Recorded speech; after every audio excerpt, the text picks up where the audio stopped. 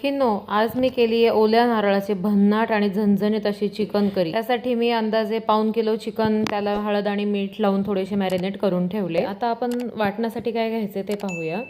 मी इथे अर्धा नारळ ओलं खोबरं घेतलेलं आहे, 4 बारीक कांदे चिरून घेतलेले आहेत, थोडी कोथिंबीर आणि त्याच्या काड्या पण घेतल्या, एक पूर्ण कांडी लसूण, 1 इंच आलं आणि अंदाजे 1 मोठा टोमॅटो बारीक चिरून घेतलाय। तिला आपण करीसाठी वाटण करून घेणार आहोत।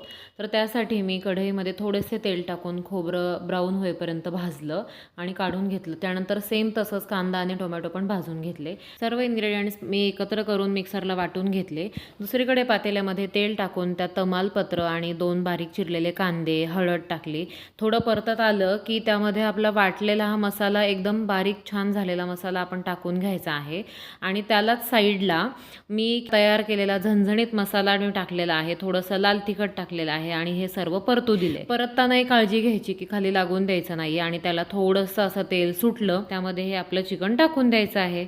चिकन टाकलं की पुन्हा एकदा त्याला थोडंसं पाणी सुटतं, तर ते आपण परतत राहायचं। तर मसाल्यात चिकन परतल्यामुळे त्याचा जो वास असतो तो निघून जातो आणि चिकन एकदम टेस्टी लागतं। आपण मॅरिनेशनला मीठ टाकलं होतं त्यामुळे एकदम थोडंसं मीठ पुन्हा टाकायचं आहे आणि आता आपण पाहतोय की चिकन छान परतलं गेलं आहे, त्याला तेल पण सुटलंय। आता आपण करीसाठी वाटणातलं जे पाणी होतं ते पाणी घातलं आहे आणि अंदाजे 2 ग्लास मी इथे पाणी ॲड केलंय।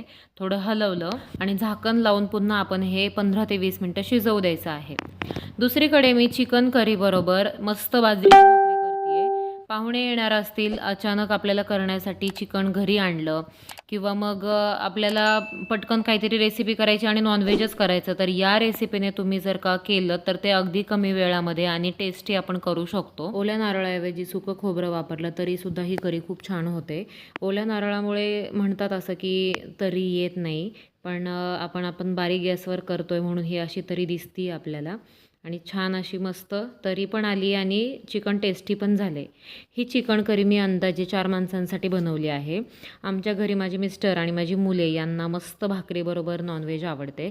तर ही रेसिपी कशी वाटली तुम्हाला मला कमेंट करून नक्की सांगा आणि अजून माझ्या रेसिपीज तुम्हाला पाहण्यासाठी माझ्या चॅनलला लाईक आणि सबस्क्राईब जरूर करा। भेटू पुढच्या व्हिडिओमध्ये। धन्यवाद।